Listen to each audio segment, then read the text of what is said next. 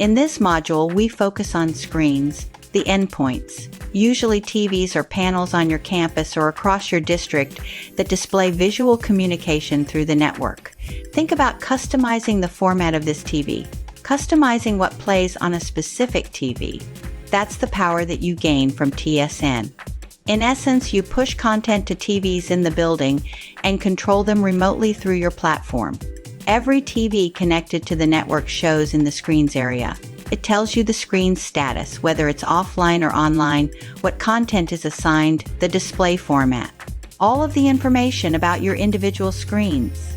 Best practices suggest screen names should match screen locations. These screen names, shown in blue beneath the screen image, tell you where that TV sits in your building or school. Below the name of the screen, the first numbers tell how many devices are connected to that screen. The second set of numbers shows how many groups have access to that screen. On the screen image, the numbers correspond to the types of content. For example, on this screen for the TV in the front office of this building, the left tile area has 6 pieces of content assigned and scheduled. The landscape tile has 4 pieces, and the bottom feed area includes 3 Twitter, X, or RSS feeds. Both the district level and the school level accounts schedule content at schools. School level users, however, only publish content to screens at their specific location. The TSN platform supports this tiered network structure. District users have the ability to push to one school, multiple schools, or all schools. School or building-specific users push to only the screens at their location. To change the settings on a screen, select the screen by clicking on its name.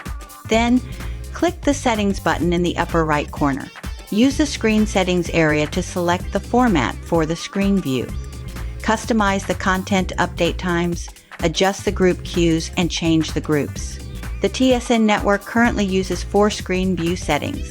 Landscape displays one piece of content at a time, and that piece of content fills the entire screen. Next, the 3 landscape view displays a left tile, a large landscape area, and the feed area at the bottom. The third view type, a 3 portrait view, shows landscape content in the upper tile, and then left tile and bottom content share the lower sections. Last, the portrait full screen displays one piece of content in portrait mode, and again, that piece of content fills the screen. Screen views match the way that the TV is mounted or sitting. So if the TV goes up and down vertically, that corresponds to portrait view settings. Use portrait settings for TVs that look like they're turned on their side. Landscape views work for TVs mounted in a normal horizontal setup. The Content Update section of a screen settings shows how often a specific type of content changes on that screen. For example, on this screen, which is a 3-tile landscape mode, content in the landscape tile will change every 20 seconds. To change this, click Edit Settings, then select a new setting type. This will allow you to adjust the number of seconds. If you want visual communication content to stay on the screen longer, add more seconds.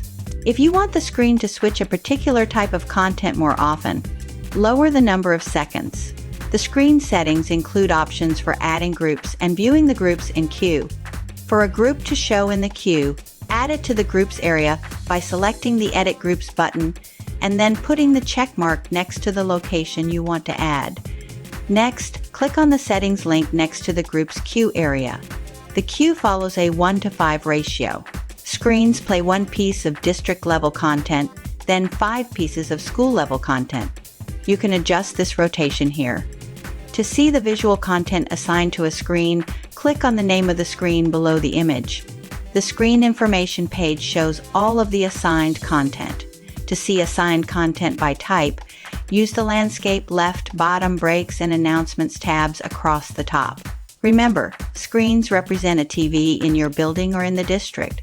The screens area inside the platform helps you easily manage pushing visual communications out to all students, staff, parents, and even community members.